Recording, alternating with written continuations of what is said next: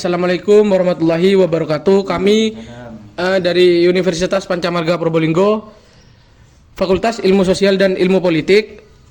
Kami mengucapkan terima kasih kepada kedua narasumber karena sudah meluangkan waktu untuk berbagi dengan kami hari ini. Menjelang Pilkada serentak, suasana sudah mulai terasa dengan berbagai kampanye dan sosialisasi visi misi para calon. Untuk selanjutnya boleh perkenalan dulu untuk kedua narasumber. Assalamualaikum warahmatullahi wabarakatuh. Nama saya Ulfi Jausafat Amana. Saya sehari-hari ibu rumah tangga. Saya mempunyai anak 3. Kebetulan rumah saya itu ada di Desa Wonorejo, Kecamatan Wonomerto. Di sini terima kasih untuk adik-adik yang sudah mewawancarai pada hari ini. Ini teman saya. Baik, sebelumnya saya ucapkan terima kasih kepada emas-emas ini semua. Langsung saja ya, perkenalkan, nama saya itu Siti Fatima. Saya lahir di Probolinggo. Tanggal lahir saya 1 Maret 2002. Saya di sini pekerjaan saya itu pekerja swasta. Sudah, itu aja Mas ya. Ya. Anak. Untuk anak saya masih belum menikah ya Mas. Saya tekankan lagi, saya belum menikah. Oh. Ya, terima kasih. Langsung aja ke pertanyaan intinya. Yang pertama kan pada Pilkada tahun ini terdapat 2 kandidat yang menjadi calon bupati. Nah, apakah Anda mengetahui visi misi dari kedua kandidat tersebut? Tahu, soalnya kan di alat peraga kampanyenya itu disertakan dengan visi misinya. Biasanya itu mencakup rencana pembangunan daerah, kemudian meningkatkan kualitas kehidupan bermasyarakat. Intinya biasanya itu dalam bermasyarakat, kalau meningkatkan biasanya bantuan, kemudian biasanya pengentasan masalah yang dihadapi di daerah. Itu saja. Menurut Anda, visi misi mana yang baik untuk pembangunan Kabupaten Probolinggo ke depannya?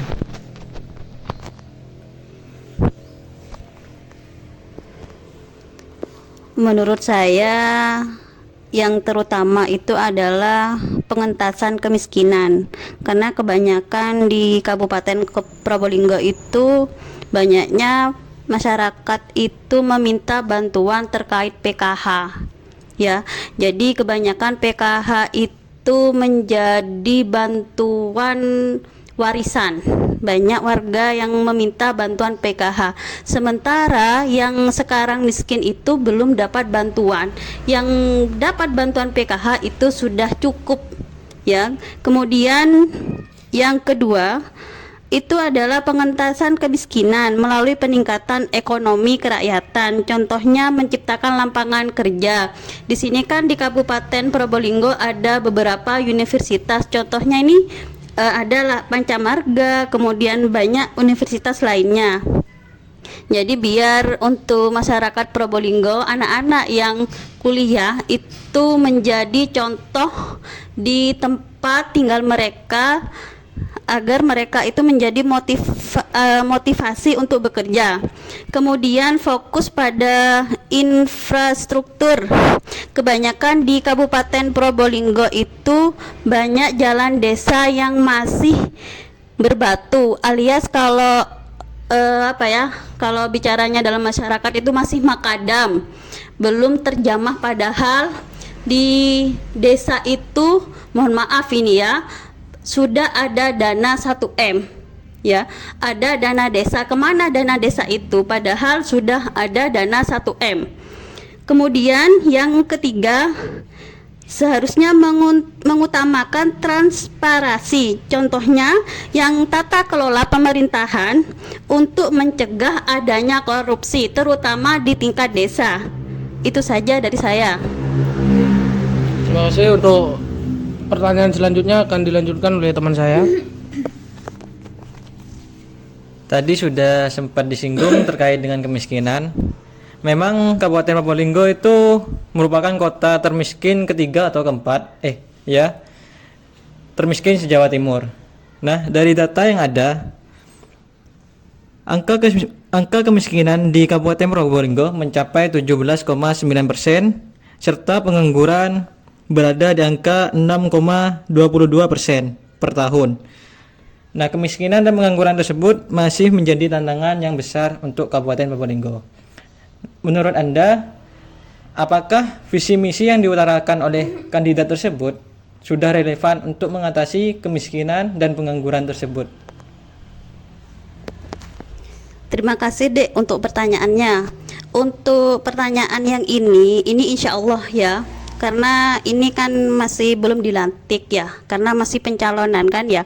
Untuk visi misinya untuk kandidat insya Allah semuanya sudah mencakupi, terutama program pengembangan ekonomi yang berbasis lokal, kemudian menciptakan lapangan kerja, misalnya menarik investasi yang ramah masyarakat lokal, biasanya itu UMKM ya, biasanya itu ada batik. Nah ini biasanya untuk acuan saya itu diperbanyaklah untuk Kabupaten Probolinggo, yaitu pelatihan kerja terutama pada usia yang produktif ya. Kemudian pada sektor pertanian. Nah, ini pada sektor pertanian ini kan pada saat ini kan musimnya musim hujan, banyak itu petani yang membutuhkan pupuk. Sementara pupuk itu berdasarkan KTP. KTP itu didasari dapatnya itu tidak sesuai dengan luasnya tanah itu yang ada di masyarakat. Kemudian yang ketiga itu adalah mencakup bantuan sosial yang terarah. Nah, ini kebanyakan di desa ini belum terarah. Biasanya di awal tahun itu ada data DTKS di tingkat desa. Kebanyakan biasanya itu kepala desa untuk data masyarakat itu yang dekat dengan kepala desa, meskipun mampu itu ditulis tidak mampu ya, itu yang pertama. Jadi biar bantuan sosial itu terarah. Kemudian terkait bantuan itu kan banyak bantuan dari desa. Selain data PKH itu ada bantuan beras. Nah, untuk sekarang ini alhamdulillah kalau saya lihat di masyarakat itu banyak bantuan lewat NIK atau lewat dari kantor pos. Jadi lebih sedikit terarah karena sudah dari kantor pos, tidak melalui desa. Itu saja. Selanjutnya akan dilanjut oleh teman saya. Selanjutnya tadi kan sudah disinggung oleh Mas Jailani ya tentang kemiskinan yang ada di Probolinggo ini semakin meningkat ya. Di sini saya akan menanyakan tentang korupsi. Ya. Kedua kandidat tersebut kan sudah melakukan mengusulkan atau mengusulkan visi misi ya. Memberantas kasus korupsi.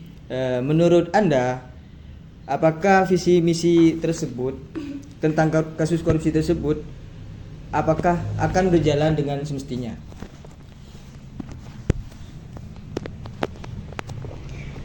Untuk masalah terkait dengan korupsi ini kan tergantung dari karakter perseorangan ya. Kemudian karakter perseorangan itu juga tergantung dari imannya orang tersebut deh ya. Kemudian biasanya ini juga karena sudah ada visi misinya, berarti sudah ada komitmen. Komitmen ini yang mengawasi itu selain masyarakat ada Allah ya kan. Selain itu harus adanya teknologi dalam tata kelola pemerintahan ya. Ini bisa disebut dengan e-government untuk mengurangi peluang korupsi. Itu saja. Infrastruktur misalnya jalan yang rusak di Kabupaten Probolinggo. Nah, macam ini tak bisa macam. Tak bisa macam aja. Tanah desa kan layan. Iya. Tak bisa macam aja. Udah mati bang. Ayo, bukan narok. Iya. Aduh, enggak gila. Ya Allah. Juk itu. Tak bisa aja. Juga terkait dengan infrastruktur, misalkan jalan yang masih banyak yang rusak di Kabupaten Probolinggo. Nah, apakah visi misi dari calon tersebut, kedua calon tersebut dapat mengatasi permasalahan tersebut? Untuk jalan rusak ya Dek, untuk visi misi kedua paslon itu sudah mencukupi. Cuman kalau sekarang itu terkait dengan jalan rusak masih banyak di Kabupaten Probolinggo itu jalan rusak. Terutama pada saat hujan itu aspal itu belum berapa tahun itu sudah keluar batu kerikilnya, jadi sudah rusak. Karena yang pertama banyak dilewati oleh truk desa ya. Kenapa seperti tidak bertahan lama? Seharusnya untuk jalan rusak itu harus ada pengawasan. Pengawasannya itu bisa berupa dari pendamping desa, ya, pendamping desa. Jadi ada prioritas terkait dengan kalaupun anggaran diturunkan kepada desa itu kurang maksimal. Seharusnya pemerintah itu mengedepankan pendamping desa biar bisa mengawasi kepala desa terkait dengan anggaran. Jadi biar sistem monitoringnya itu secara transparan. Jadi jangan hanya pengawas desa, maksudnya pendamping desa saja yang mengawasi jalan rusak itu. Karena kalau bisa untuk dana desa jangan diturunkan ke desa. Kalau bisa yang mengelola itu adalah Kabupaten Probolinggo. Biar ada transparansi, setiap anggaran yang dikelola oleh dana desa itu harus dipertanggungjawabkan. Karena bagaimanapun setiap ada pertanggungjawaban, contohnya seperti SPJ terkait dengan dana desa itu biasanya dimanipulatif terkait di desa. Karena kebanyakan saya lihat untuk di Kabupaten Probolinggo itu banyak jalan yang rusak. Jadi masyarakat itu belum maksimal menikmati dana desa yang digelontorkan oleh pemerintah. Ada lagi? Selanjutnya pertanyaan yang ke-6 akan dilanjutkan oleh teman saya. Dan yang selanjutnya ini, apa harapan Anda untuk calon bupati yang terpilih untuk sebagai warga Kabupaten Probolinggo? Terima kasih Dek. Untuk harapan saya selaku masyarakat, jadi memiliki integritas, kemudian yang terutama itu adalah jujur, yang terakhir itu yang utama itu berpihak pada warga yang rakyatnya kecil, kemudian lebih dekat kepada masyarakat, terutama memahami kebutuhan mereka, kemudian terkait dengan khususnya kemiskinan yang ada di desa-desa yang terpencil. Yang terakhir yaitu pemerintahan yang bersih, artinya bersih itu tidak ada korupsi, sesuaikan dengan juknis, kemudian sesuaikan dengan visi misi yang dinarasikan oleh paslon tersebut. Terima kasih saya ucapkan sebanyak-banyaknya kepada kedua narasumber yang sudah meluangkan waktunya untuk berdiskusi atau sharing-sharing dengan kami. Saya ucapkan kembali lagi terima kasih banyak kepada kedua narasumber atas waktu dan kesempatannya. Wassalamualaikum warahmatullahi wabarakatuh. Waalaikumsalam warahmatullahi wabarakatuh.